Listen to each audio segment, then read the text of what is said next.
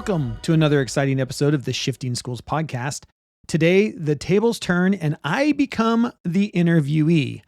Before we get into that, a big shout out to our listeners in Pennsylvania, Indiana, and France. You know who you are, who were the first in those locations to leave us a review and get free access to our all-inclusive AI course. Your ratings and reviews have been so phenomenal, and we're thrilled to see such engagement. Remember, if you're the first reviewer from your state or country, you unlock access to our all-inclusive AI course, which includes 4 of our top AI courses in one. Just leave a review anywhere you can for podcasts and email us at info@shiftingschools.com to claim your prize. In this special bonus episode, we're sharing an interview that I did on the podcast, Have a Life Teaching. I want to thank John for having me on his podcast and felt this would make a great bonus episode to share with our audience as well. In this episode, we discuss the intersection of technology and education. John and I delve into 3 key areas. First, the evolving role of technology in education and its impact on teaching and learning practices and equity in education at large. Second, we talk about strategies for effective integration of digital tools into classroom instruction. And last, the future of education in a tech-savvy world and preparing students for a rapidly changing landscape. I hope you enjoyed this episode and check out more from the podcast Have a Life Teaching anywhere you listen to podcasts. Enjoy, and with that, on with the show. Welcome to Have a Life Teaching, the podcast designed for educators who are dedicated to enhancing their teaching practice and creating a positive impact on their students' lives. In each episode, we'll dive deep into the world of education, exploring a wide range of topics related to curriculum, instruction, and assessment in K-12 schools. Together, we'll learn from the brightest minds in the education field. So if you're a passionate educator who's ready to take your teaching practice to the next level, join us as we explore the exciting world of education. My name is John Shimbari, signing in and saying, let's have a life teaching. Hello, everyone. Welcome to another episode of Have a Life Teaching, where we hope if you're a teacher or a leader, you're getting some great ideas to bring back either into your classroom or your school that are going to really help us to help students grow and achieve in their learning. With that in mind, I know that those listeners that are listening into the podcast will identify with, and that is this idea of technology. What do we do with technology? How do we use technology in classrooms? And I could tell you as a consultant that I'll go into schools on a regular basis, and there still isn't a set answer for how to really manage all of our personal devices that we have, how to deal with the reduced attention spans, not only of children, but of adults, given how impactful social media and online digital sources have become. So when I do a lot of work in schools, I'll either see schools totally locking down and banning cell phones and banning technology. We see this now even in the fear that AI is generating, or I see almost a total surrender to unpurposeful use of technology where the kids are just running amok with their personal devices. With all this in mind, I'm really excited to have our next guest joining us. Our next guest, Jeff Utecht, is CEO and founder of Shifting Schools, a consultancy firm that provides schools and school districts with a lot of support around technology. So this is one reason why I was really excited to have Jeff on the podcast today talking about this. He is also the host of a blog called The Thinking School and also has his own podcast through Shifting Schools. Jeff, thank you so much for joining us today. Thanks for having me, John. Appreciate it. So Jeff, with that in mind, and again, you do a lot of speaking about this. I know last year you were also at the Global Knowledge Summit in Dubai. You're speaking not only to a lot of educators in the States about the use of technology and particularly cell phones in the classroom, but you are also speaking internationally on this topic. Could you tell us a little bit how you got involved in education to begin with And how did the proper use of technology become your area of interest? Well, again, thanks for having me. I appreciate it. It's always great to have a conversation, especially in the era that we are in right now, where it seems like the topic on everybody's mind is AI, and maybe we can get into that a little bit. I come from a family of educators. My dad was a FFA welding teacher, biology teacher at a high school, and my mom retired as an elementary school principal. We also grew up on a farm with about 15 to 1,700 acres, depending on the year. And like most family farms, you have three boys, but the farm only support one of them. So, we rock, papered, scissored, and the middle boy got the farm. So the other two became teachers. So my younger brother's a band teacher as well, music teacher down in the city, not far from me here. I was 17 actually when I decided I wanted to be a teacher. I got to do some pretty incredible things. We won't go into that, where I actually was teaching classes while I was in high school. And that led to some interesting ideas. And I just knew, fourth grade teacher, I always think of myself as a fourth grade teacher. That's my passion. That's my love. But really where it started was my second year of teaching. Here in the state of Washington, the Bill and Melinda Gates Foundation, we're giving away grants. And I applied for a grant my second year of teaching. So I'm all of, 24 years old at the time. And the grant was, because this is what we believed, it's 2001. And we believed, and the Bill and Melinda Gates Foundation believed, that if we had one computer to every 4 students in the classroom, we would change education, right? And some of you might remember this, like that was the thing. We just need one computer to 4 kids. We put the Apple IIe's in the back of the room, and we tried to fill up classrooms with computers. And I got this grant, and the grant was fascinating because it gave one computer to every 4 kids. I went to my principal and I said, look, I know we're going to be overloaded in 4th grade. Just give me all the extra kids. I don't split them up between the 2 4th grade class. I want all of them. So I ended up with 34 kids, which meant I got 7 computers in the classroom. But it also came with a laptop for the teacher and an LCD projector. And at the time, it was the only LCD projector in our building. Like this, like wow. You just think about, we have LCD projectors everywhere now, but back in the day, I had the first ones. So that's where it really started, is I started thinking about, okay, well, what am I going to do with these computers and kids? And we did some incredible stuff back then. My kids were, in 4th grade, we were doing virtual stock markets, and kids were learning to network them together. All the computers were known by their IP addresses, and we were doing some pretty incredible stuff. I still am in touch with some of those students today, and they still talk about some of the activities we were able to do. From there, that really sparked my interest in tech. We went overseas for a while, and while I was in Saudi Arabia, I talked to my principal into rolling out a one-to-one program. Exactly. From there, it just kept snowballing. I started the blog in 2005 when we moved to Shanghai and taught in Shanghai for 3 years, and started rolling out one-to-one programs across Asia in 2005, 2006. Got contacted by other international schools, started consulting. And so was teaching full-time, consulting full-time, started a couple different programs, started a master's degree program while we were down in Bangkok, which is where we went after Shanghai. Got that, took 1,000 teachers through that program. And it kept going. In 2012, my wife and I moved back here to Washington, now live in Seattle. About the same time across America, we were starting to roll out one-to-one programs. And I was like, well, I've already been doing this for 7 years. Let me support you. And so I've been full-time consulting ever since, rolling out one-to-one programs, supporting schools and doing that. And then, of course, talking about cell phones, because that's always a big question mark. And then the pandemic hit, and now we're doing AI stuff. It just keeps going. But I've twice presented the conference in Dubai. That's a UN sponsored conference. So it's a UN development program conference. I've been able to present there. I have also supported in rolling out one-to-one programs in the middle of Africa. There's some interesting things going on in the way the UN is switching their idea around what does it mean to be educated today. All has to do because of devices and wireless internet. That's kind of, it's amazing what's happening on a global scale, not just in our own backyards here in the States. Connected. I thought it might be great to talk about how to manage cell phone use in the classroom. But as you mentioned, AI is also a hot topic. Do we ban it? Do we not ban it? Maybe we should talk about technology in general. There must be a happy medium between complete banning and a free-for-all usage. What would you say about why we should care about having, say, a systemic plan for the use of technology?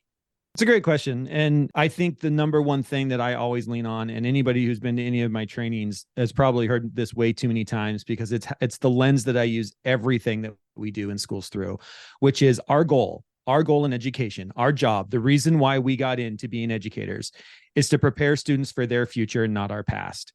And when you start thinking about, and if you can keep that in the center of your mind, what is the future of the children in front of me today? It helps us make decisions on what are the skills and dispositions we need. And I think that becomes a really interesting conversation. It's an interesting way to look at it. And when we start thinking about even the lesson that you're doing today, what is it in this lesson that is going to prepare students for their future and not my past? Because my past is my past, and my past was really different. My past, I wrote everything on paper and pencil. Student future, nobody writes anything on paper and pencil. The most you write on paper and pencil is some notes. Nobody writes a paper. And this is one of the problems we're having with AI right now is we have teachers who are saying, well, the way to get around AI is to make kids to go back to writing on paper and pencil.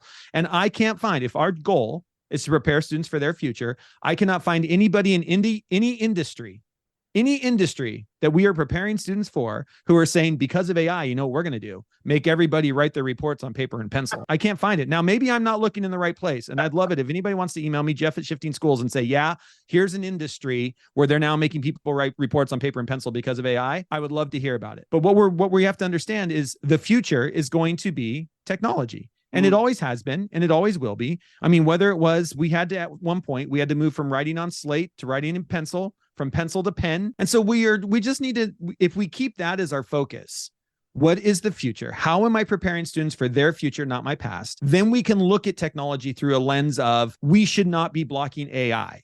We should not be blocking AI because the future for these children is a future with AI. And if we are not willing to unblock it and have the hard conversations and muddle our way through it with them now, then who is? It's our job to muddle through this world of unknowingness, this constant world of change, to prepare them for a future. If we continue to go, well, I used to have to write 72 essays, so kids should have to write 72 essays as well, isn't going to work. That becomes why we're unblocking ChatGPT. There's multiple different reasons. It's also an equity play. You know, whenever I look at technology, it's an equity play.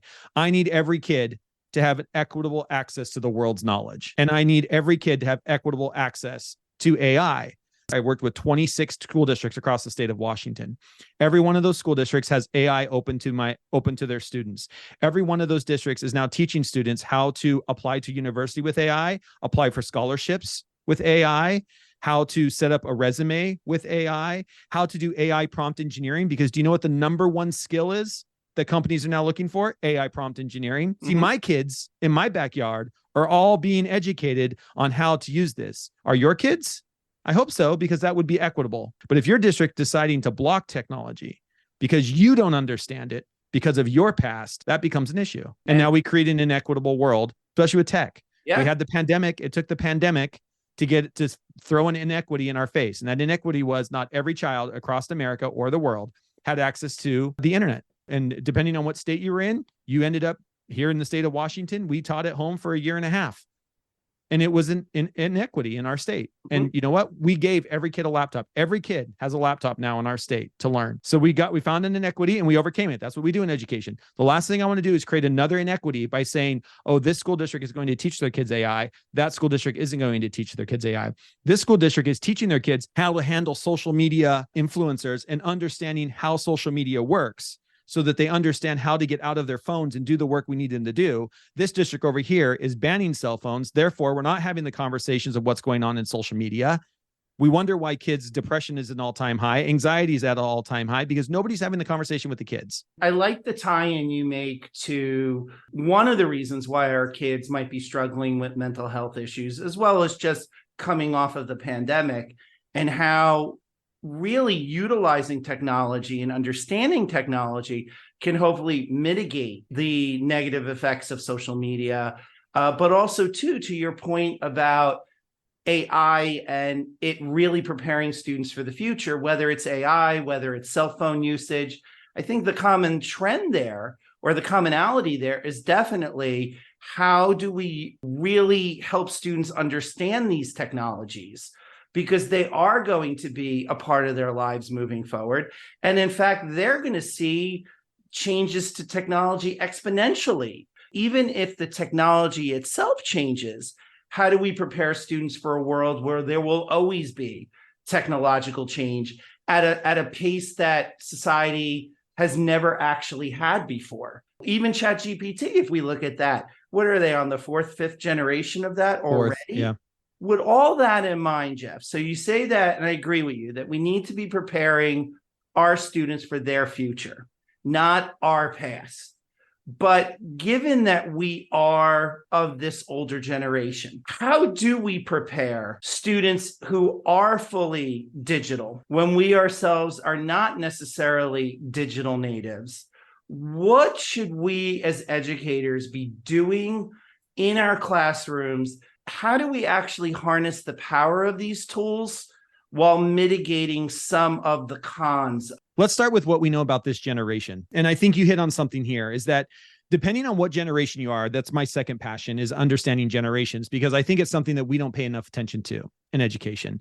And Purdue University just released the first data that we've seen on Generation Alpha. Now, Generation Alpha is that generation right now that they will potentially be done being born around the year 2029. So these are kids right now, the oldest is 12, and they go down through all of our elementary schools. And we have some things that are very interesting about this generation already. So number one that we know is there are behavior concerns. This isn't a pandemic thing. And I know there's a lot of teachers who are dealing and saying like, all of a sudden classroom management is out of control. Student behavior is out of control. It's a pandemic thing. It's not. There's research to support that this generation is having issues around behavior, and those issues are stemmed from other things happening in other generations.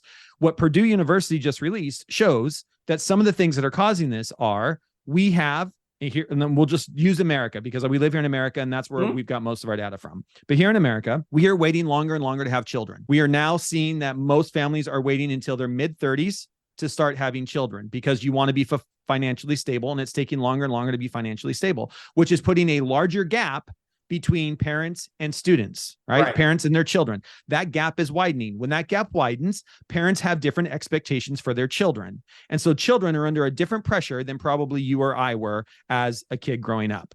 They are under more social pressure. They are less free to go and explore things on their own. We have seen this across all kinds of research. You can look at Dana Boyd's called It's Complicated. She did incredible research around Gen Z and the millennials with this.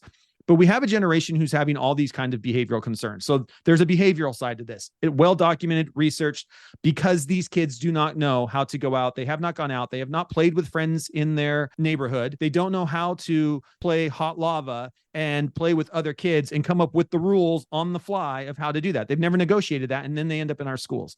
We've got that going on. That's number one. Number two, there's a data point out of the Pew Research that shows that we have moved from the average age of a child touching a connected device for the first time used to be around age 2. That has now slipped down to about 18 months. So we have a generation coming into our schools who have been on devices, majority of them, around the age 18 months. And, kids hit our schools around the age 6 or 7. These kids have already been used to learning on devices, using devices. Not saying it's right. I'm saying this is what society is giving us. As educators, we have to understand the brains that are coming into our classrooms. This is why I work with kindergarten teachers, and kindergarten teachers are teaching 2 alphabets. You're teaching the alphabet you and I know, A, B, C, D, E, F, G, but you're also teaching the alphabet that students know, Q, W, E, R, T, Y, U, known as the query keyboard. So we need to be teaching kids 2 different, right? Their future, not my past. So we have all of this stuff that is constantly coming. And we, as a generation, I'm a Gen Xer, we didn't teach that way. I didn't get my first cell phone until I was 23. I didn't get a computer. I didn't turn in my first typed written report until I was in high school. This idea of where we are in generations becomes really important because we all know what it was like to be 10 years old, 12 years old, 17 years old through my lens. And the lens that these children have today is not that lens. That becomes a struggle and a disconnect. That resonates with me. When I look at my nephew, who is ironically 12, he's dealing with issues of kids rating each other on their phone. But that's not a new thing. Every 12-year-old rates each other. You and I just did it differently. It wasn't on the phone. You rated me whether or not I had the right JanSport backpack or I was wearing the right Nike shoes. Right. That's how we rated each other. There was no platform. That's a kid thing. We have to stop mixing up what is Human Development 101, which hopefully every educator went through. There's a human development thing here at play. It's just how the technology is allowing that to manifest itself in different ways that other generations didn't. Speaking of that, to your point, rating has always been a factor of being in middle school. Yes. But now they're doing it online, on social media. How is that different than, say, the way we rated each other in middle school? And what's to be concerning about, or what's concerning about that? And what can we do about that? So it's different because it's public. That's what makes it different. It's different because it's public. And it used to be public as well when, kids wouldn't talk to you down the hallway because you smelled, or because you had your t-shirt on backwards, or because you didn't wear the right backpack, or you weren't looking the way that you were supposed to look. Like, the rating wasn't as public as it is today. When we get to social media, the problem is all of these ratings become public, and it's a popularity contest. You were popular in school or you weren't popular in school. And everybody before technology knew who the popular kids were. With technology now, that popularity has a number, and it's a number of likes, it's a number of hearts, it's a number of replies, it's a number of followers on Instagram. But we also have to understand, and I'll just use Instagram because almost every school district I work with, when I talk to the kids, Instagram runs the social fabric of a school. And it becomes very, very difficult at a middle school, where by middle school, you start having this divide of parents who decide to give their children a cell phone and parents who have decided not yet to give their kids a cell phone. You've got parents who say, oh, at age 10, at age 11, at age 12, at age 13. And so middle school is really hard on kids. It's hard enough already being in middle school. And then all of a sudden, if you're not in Instagram, you're not part of the school culture. And here's the thing. Do we need to help understand that? Yes, 100%. What can we do? We can start having conversations about it. And this is the problem, is we have to unblock social media. Check this out. Unblock social media in our schools so that we can have conversations about it. Sticking your head in the sand and pretending that Instagram doesn't exist, pretending that social media doesn't exist, isn't helping kids, because their parents aren't talking about it at home. And it's our job to help and prepare them for their future, where these platforms are going to be out here. Now, here's the crazy part. There's research out there that will show you, if I unblock social media, there is absolutely no rise in cyberbullying. If I block social media, there is no rise in cyberbullying. Unblocking social media in schools does not cause a spike in cyberbullying. Do you know what the research shows? It lowers it. Why? Because we can start having conversations about it. And when we can start having conversations in our classroom around, hey, everybody open up your Instagram. Everybody, I want you to find the first ad in your Instagram screen. Now, we're going to look at this through, and I'm just taking ELA class. We're going to look at this through tone. What tone is coming through that ad? What's the theme of that ad? What's the lighting like? We can go into science class. How did they get the lighting so there's no shadows behind them? What does that look like? And see, this is one of the things I need every middle school teacher to be supporting kids with, is helping them to understand that the ads that they see in their social media is targeted exactly to them. It's also why we are seeing eating disorders among girls on a rise, and we're seeing steroid use among men on a rise, young men on a rise in middle school, high school, because nobody is seeing the ads that child sees. And this becomes an issue. When you and I sit down and watch TV together, and if I'm your kid, John, and you and I sit down and watch TV together, you know all the ads I'm being exposed to. But see, in my social media account, nobody knows but me what ads I'm being to. We have to have ad recognition. Who is talking to these kids about, stop and look at that ad? Why is that ad targeting you? Why is that ad? Why are you seeing that ad right now? What do they know about you? What are they trying to sell you? What is their pitch? What's the theme? What's the tone? And that's the conversation. That's literacy. You want to teach literacy in 2023 and beyond? That's literacy. And what resonates there with what you're saying is that's targeting the social emotional learning piece. Kids understanding 100%. Life skills in terms of what they're seeing, what they're being exposed to, how they interpret that, analyze that. But that's also there's an academic piece to that too, especially if you are talking about the tone of the ad and the purpose and the evidence citing a claim. So to your point about not banning technology and social media, but then having those conversations, I could definitely see that connection between helping kids process socially and emotionally what they're being exposed to in a way, like you said, we were not exposed to, but also then using it as an academic learning moment as well. Stop having kids write essays and start having them make social media campaigns, because AI can write your essay. You know what AI can't do yet? Create a social media campaign for my Instagram account. Do you know what kids will not use AI for? My Instagram account. It's mine. But instead of doing an essay, then let's have kids create a social media campaign around stressors of a 7th grader, homework help tips for 9th graders. And we could set up a class Instagram account. They don't even have to put it on their personal one if they don't want to. and we will help kids speak a language, learn how to make content, because once you learn how to make a campaign, you understand how campaigns are being targeted towards you because you're learning how to target them towards someone else. Switching gears a little bit, what should educators do then if we agree, and let's just go with the premise that we don't ban AI? What should educators be doing to help students use AI effectively? How can we actually help students augment and improve their communication skills through AI? So this is the work we're doing over at Shifting Schools. And if you go over to shiftingschools.com, up at the top, it'll say free guides. We've got a bunch of free PDFs to get teachers started. Or you can join us over at our network, camp.shiftingschools.com, where we're having all kinds of, there's over 100 educators there already who are just wrestling with these same questions. But I think the first thing that we do with teachers and with students is understand AI is a thought partner. And that's the words that we use. It's a thought partner.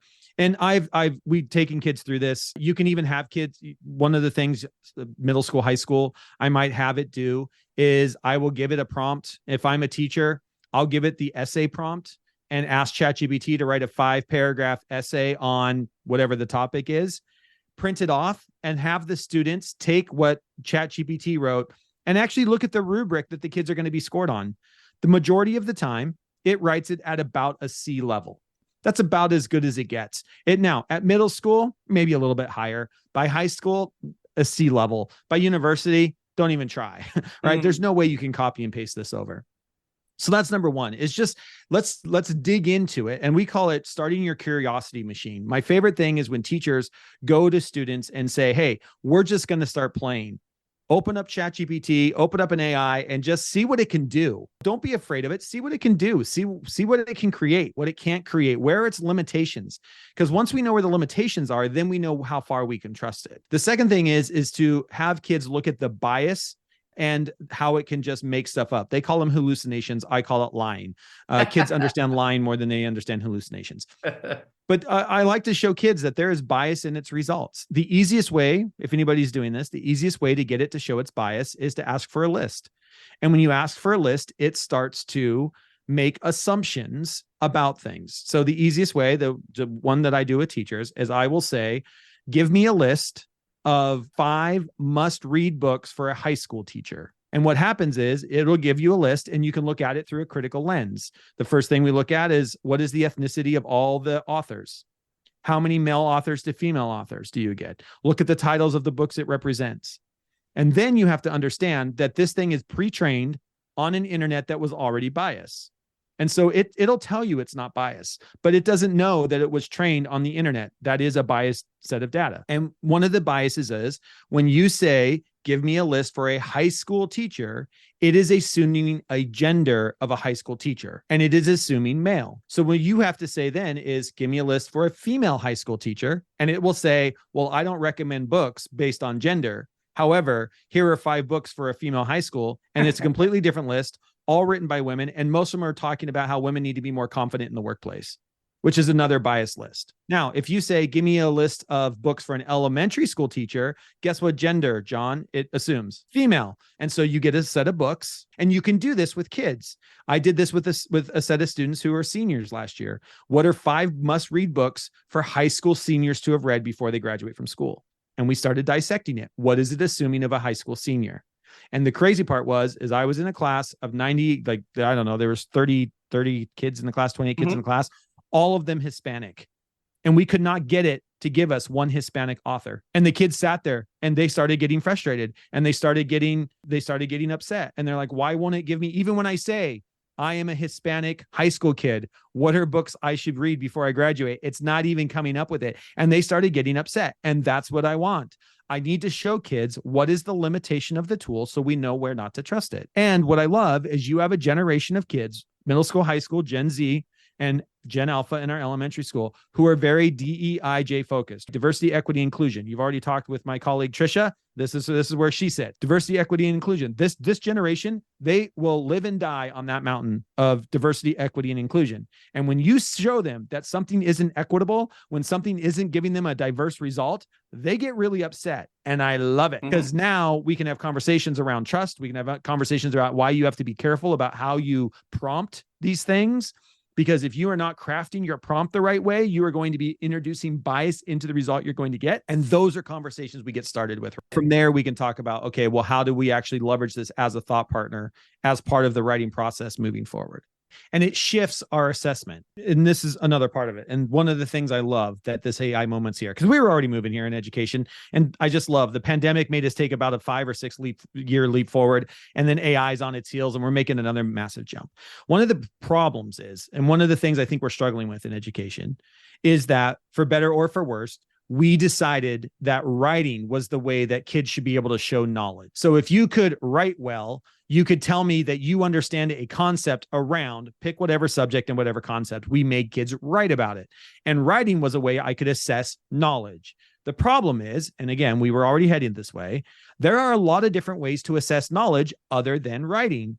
And so we're going to have to come up with different types of assessment. And actually what we were doing, even though we weren't talking about it, is we created an inequity in our classrooms that only good writers got good grades. As somebody who is dyslexic and was not a good, and still to this day is not a good writer, the worst thing you could do for me is ask me to write an essay about what I know. Tell me to give up and give a presentation. This is what I do for a living. I'll blow it out of the water. Ask me to write a 5-paragraph essay. I graduated with a 2.2. You can tell how that went. We got caught up in a situation where we were assessing the product of learning, not the process. If you were only assessing the essay, if you were only assessing the video, you missed the learning. See, the learning happens in the process of creating the product, not the product itself. I never grade the product. And I know that sounds horrible. I don't grade the product. I grade the rough draft.